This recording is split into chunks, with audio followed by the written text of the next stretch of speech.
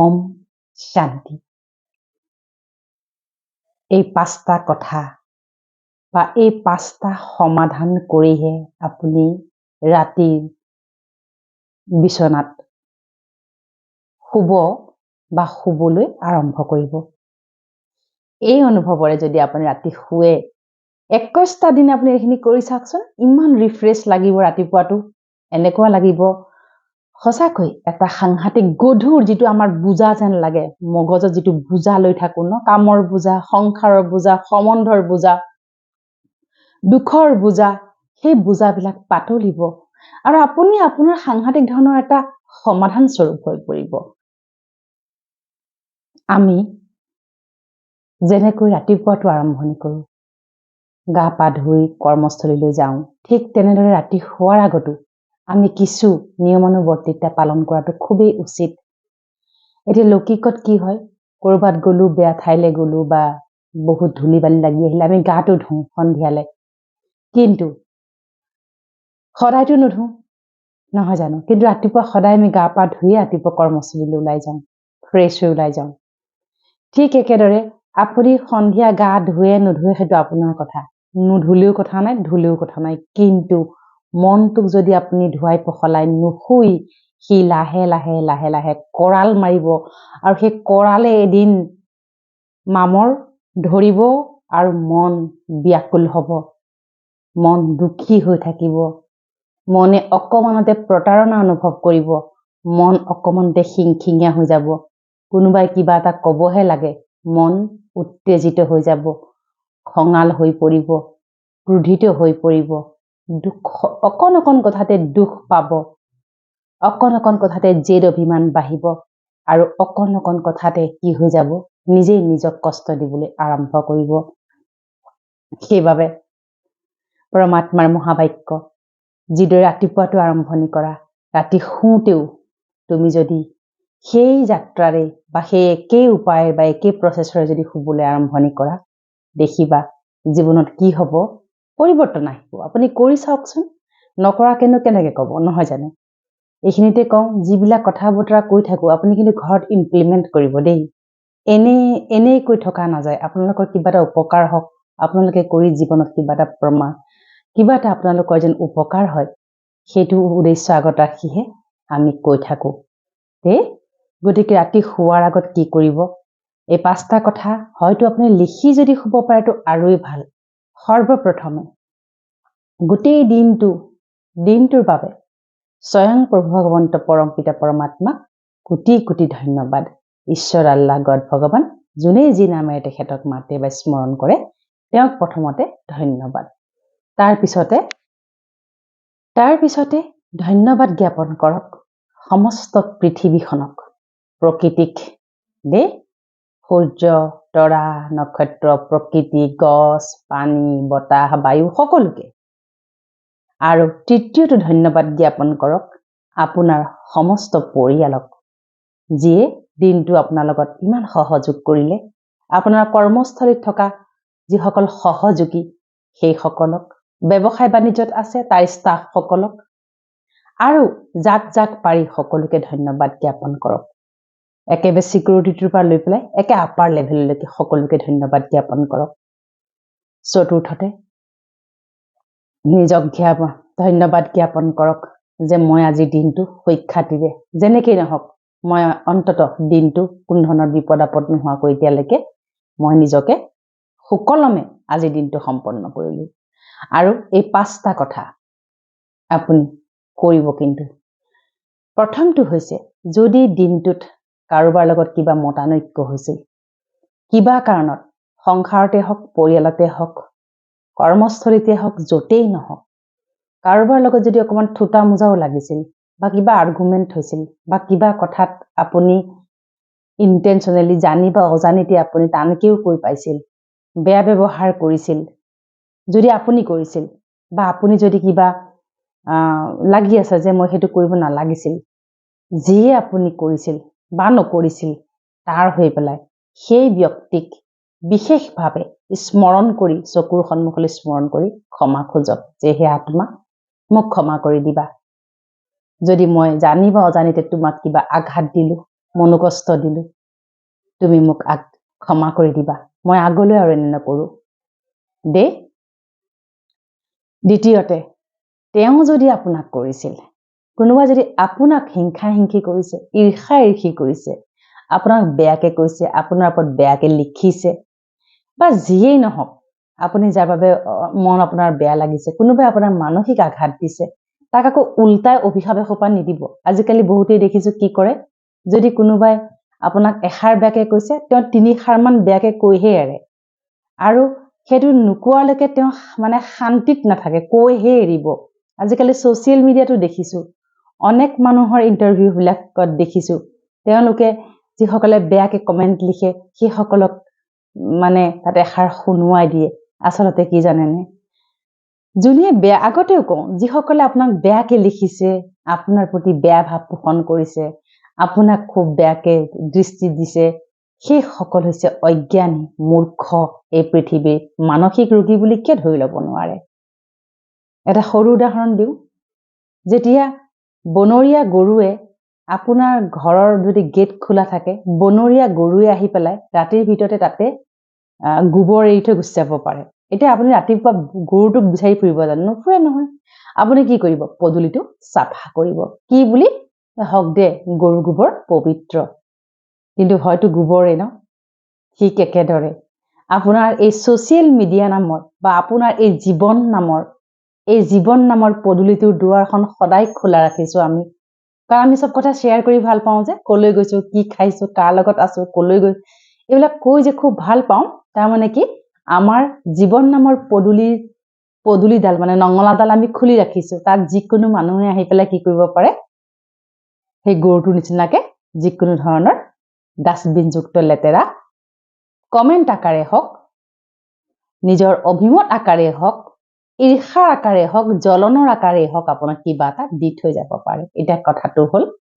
আপুনি যদি নিজৰ এই জীৱন নামৰ এই আপোনাৰ যিখন দোকান খুলি ৰাখিছে ছ'চিয়েল মিডিয়াত সেইখন যদি চাফা চিকুণ নকৰাকে হেৰো আমি যেতিয়া ব্যৱসায় এটা আৰম্ভ কৰো বা ঘৰখন আমি কেনেকৈ আৰম্ভ কৰো দুডাল ধূপকাঠি লগাই পেলাই বা স্বয়ং প্ৰভু ভগৱন্ত ঈশ্বৰ আল্লাহ গড ভগৱানক পৰমাত্মাক আমি স্মৰণ কৰি আমি দিনটোৰ আৰম্ভণি কৰোনে কৰো তেনেস্থলত আপুনি ছ'চিয়েল মিডিয়া খুলিলেই যেনিবা সেইখনটো আপোনাৰ একোখন ঘৰ সেইখনটো আপোনাৰ আজিকালিটো একে খুব বেছি ইম্পৰ্টেন্ট সেইখন মজিয়া হৈ গৈছে সেই মজিয়াখন আপুনি চাফ চিকুণ নকৰাকে আপুনি কিয় গৰজিবলৈ আৰম্ভ কৰে নাপায় নহয় দেই গতিকে ভাবি লওক সেই বনৰীয়া গৰুকেইটাই কোনোবাই মোৰ ইয়াত কোনো জেগা নাপালে মোৰ পদুলিটো খোলা আছিলে মোৰ পেজৰ পদুলিটো খোলা আছিল তাত কিবা এষাৰ লিখি থৈ গ'ল বাৰু তেওঁক আশীৰ্বাদ দিয়ক তেওঁক অভিশাপ নিদিব সি বেচেৰা অভিশাপৰে জৰ্জৰিত সি বেচেৰা ফ্ৰাষ্ট্ৰেটেড সি বেচেৰা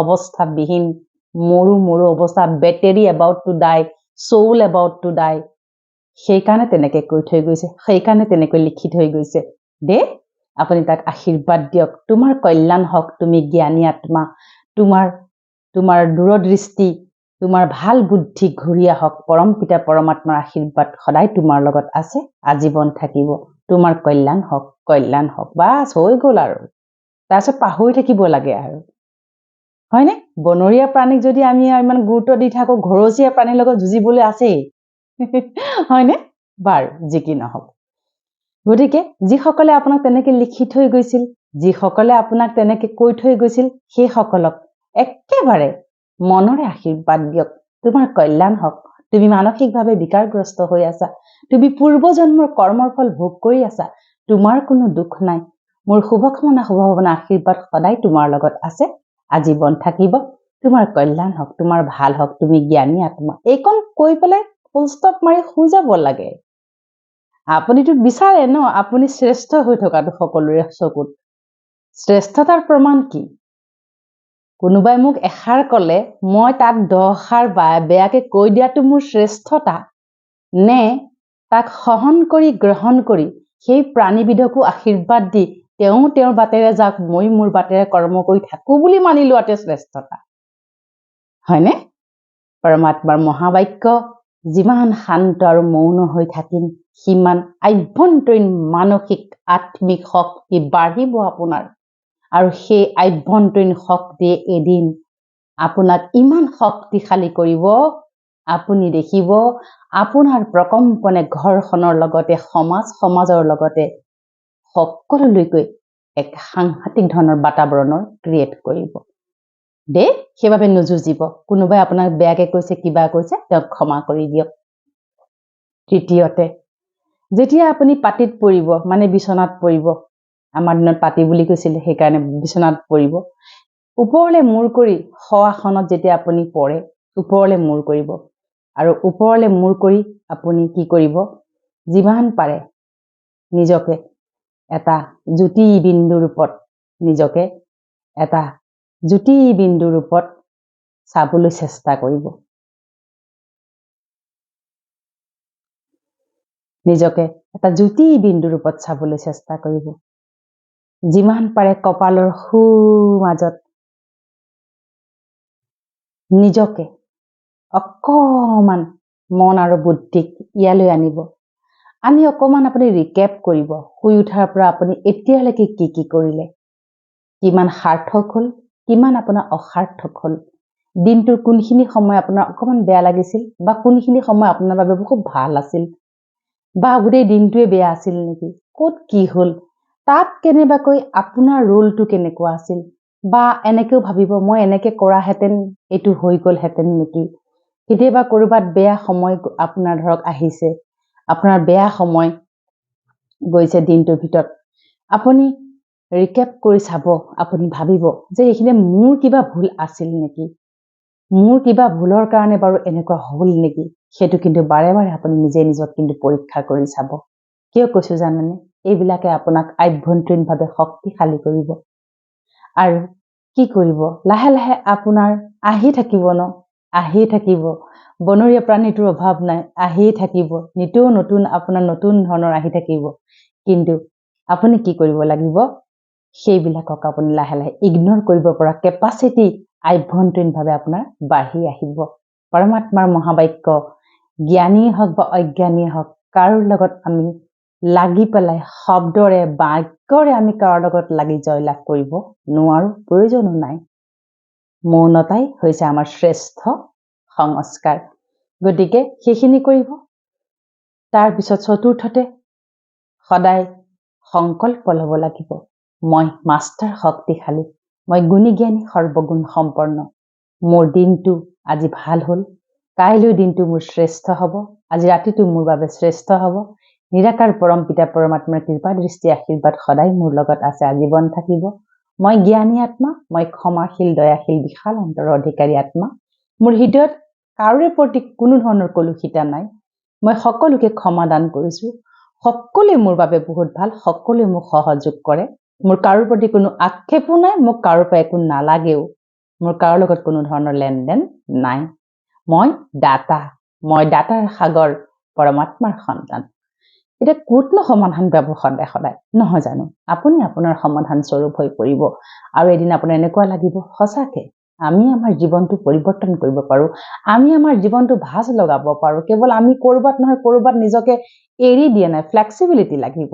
যিটো ভাবি আছো সেইটো সত্য নহবও পাৰে, যি দেখি আছো সেয়া অসত্য নহবও পাৰে, যি শুনি আছো সেইসোপা অসত্য হবও পাৰে। কিন্তু হয়নে, কোনোবাই মোক বেয়া পায়, সেইটো অসত্য হবওতো পাৰে। কেনেকে, লজিকটো কি, মোক কিয় বেয়া পায়, কাৰণ তেওঁ মোকেই নহয় পৃথিৱীৰ বহু মানুহকে বেয়া পায়। বাছ হৈ গ'ল নহয়। যাৰ যি সংস্কাৰ, সেই সংস্কাৰ তেওঁ থাউজেণ্ড মানুহৰ ওপৰত এপ্লাই কৰি থাকিব। সেইবুলি আপুনি কি আক্ৰান্ত হৈ পেলাই নিজকে মনোকষ্ট দি থাকিব নেকি? এয়াই কৰিবলৈকে পৃথিৱীলৈ আহিছিলো নেকি? নাই অহা ন, আমি ডেফিনেটলি অহা নাই ন, নিজৰ এজেণ্ডা লৈ আহিছো। সেই এজেণ্ডা আপুনি কিয় পাহৰিছে? সকলোতকৈ ডাঙৰ এজেণ্ডা আপোনাৰ মানসিক সুখ শান্তি। আপোনাৰ মানসিক সুখ শান্তি আপুনি হৰণ কৰি আছে, আপুনি ৰেছপন্সিবল।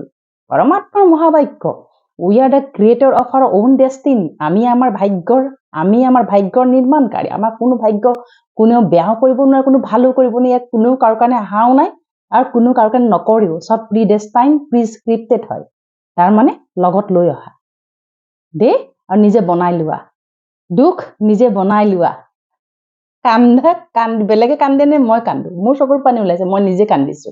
তাৰ মানে নিজে ক্ৰিয়েট কৰি লোৱা। ইমান দুৰ্বল হলে নচলিব। আপুনি শক্তিশালী হ'ব লাগিব আৰু আপোনাৰ শক্তিশালী বনোৱাৰ কৰ্মতে পৰমাত্মাই আমাক নিয়োগ কৰিছে দেই গতিকে কথাখিনি হৃদয়ংগম কৰক সলনি কৰক নিজকে চেষ্টা কৰক মই সলনি হমেই হম কাৰোবাৰ বেয়া সংস্কাৰে আপোনাক কন্দুৱাই কাৰোবাৰ বেয়া সংস্কাৰে আপোনাক ভাল সংস্কাৰে আপোনাক হহুৱাই কি কথা এইটো আপুনিতো পুতলা নহয় পুতলা নাচ যে হৈ থাকে দড়িডাল যে বেলেগৰ হাতত থাকে অমুকে মোক ইমান বেয়াকে লিখিছে তাৰ তেনেকুৱা হক কি দৰকাৰ লিখিছে এইটো তেওঁৰ সংস্কাৰ তেওঁৰ সংস্কাৰ পুত গৈ পেলাই এদিন তেওঁৰ সেই ধৰণৰ শেষ হ'বগৈ তাত মোৰ কি আহে যায় লিখিলে আৰু তেওঁৰ হাতৰ সজুতি ধৰিছিল লিখিলে আৰু এনেকে ভাবি ল'লে হ'ল নহয় কৈছিল আৰু কিনো ডাঙৰ কথা ক'লে আৰু আয়ু তেওঁ মানসিকভাৱে বিকাৰগ্ৰস্ত তেওঁৰ সেই জ্ঞান নাই সেইকাৰণে ক'লে আৰু ভাবিব নোৱাৰি নেকি এনেকে পাৰিতো ন ভাবক তেনেকে ভাবিলেহে আপুনি শক্তিশালী হ'ব দেই বেয়া নাপাব কাৰণ মই দেখিছো সমাজত মানসিকভাৱে মানুহসকল বৰ দুৰ্বল হৈ গৈছে বহুত দুৰ্বল হৈছে টকা পইচা সম্পত্তি জনপ্ৰিয়তা হাবি জাবি একাকাৰ জীৱনত কৰবাত নহয় কৰবাত আত্মা খোকলা হৈ গৈছে একদম হয়নে ৰাস্তাত হৈ গৈছে মামৰে ধৰিছে হ'বনে এনেকে হ'লে নহ'ব নহয় নচলিব নহয় যি সোপা আপুনি আজি আৰ্জিছে ভুগিবতো লাগিব নহয় জানো গতিকে জীৱনটো একদম সেলফিশ হৈ যাওক সেলফিশ মানে কি মোৰ কাৰো লগত কোনো ধৰণৰ লেনদেনো নাই আক্ষেপো নাই মই সকলোকে ক্ষমা কৰোঁ সকলোৱে মোৰ সহযোগী মই সকলোতকৈ শ্ৰেষ্ঠ বুলি ক'লেই নহ'ব আকৌ সেই শ্ৰেষ্ঠতা আমি আচাৰ ব্যৱহাৰ কথা বতৰাৰ ভাৱনাৰে আমি প্ৰতিপন্ন কৰিব পাৰিব লাগিব দেই আপোনাৰ জীৱনটো বহুত ভাল হওক এইখিনিতে কওঁ যদি কোনো সকলোৱে কিতাপখন মোৰ যিসকলে যেনেকৈ সমস্যা তেনেকৈ সমাধান যিখন কিতাপ মই ইতিমধ্যে প্ৰকাশ কৰিলোঁ সেইখন যদি আপুনি এতিয়াও সংগ্ৰহ কৰা নাই ইনবক্স কৰিব 6002136478 এই নম্বৰত আপুনি হোৱাটছআপ মেছেজ কৰিব মোক অনুৰোধ কল নকৰিব কাৰণ মই অনবৰতে কাউন্সেলিং ক্লাছত থাকোঁ বেক টু বেক ক্লাছ চলি থাকে যাৰ বাবে মই আপোনালোকৰ ফোন কলছ ল'ব নোৱাৰোঁ মই হোৱাটছআপত যিসকলক পাৰোঁ মই মেছেজ কৰি দিওঁ আপোনালোকে মোক মেছেজ কৰিব কিতাপখন আপুনি লওক যি ধৰণৰ সমস্যা আছে তাৰ ওপৰত ভিত্তি কৰি মই সমাধানবোৰ লিখি দিছোঁ সেই সমাধানবোৰ আপুনি ঘৰত প্ৰয়োগ কৰক পৃথিৱীত এই পৃথিৱী বুলি নকওঁ অসম ভূমিত এনেকুৱা বহু মাতৃৰ জীৱন পৰিৱৰ্তন আহিছে আপোনালোকেও কৰক পৰম পিতা পৰমাত্মাৰ আশীৰ্বাদ কৃপা দৃষ্টি সদায় আপোনালোকৰ লগত আছে আজীৱন থাকিব সুখী হৈ থাকক হাঁহি থাকিব নিজক শ্ৰেষ্ঠ বুলি ভাবিব কাৰোৰে কথা বতৰাক মগজুত সোমোৱাই নল'ব আৰু যিমান পাৰে নিজক পাতল কৰি ৰাখিব ওম শান্তি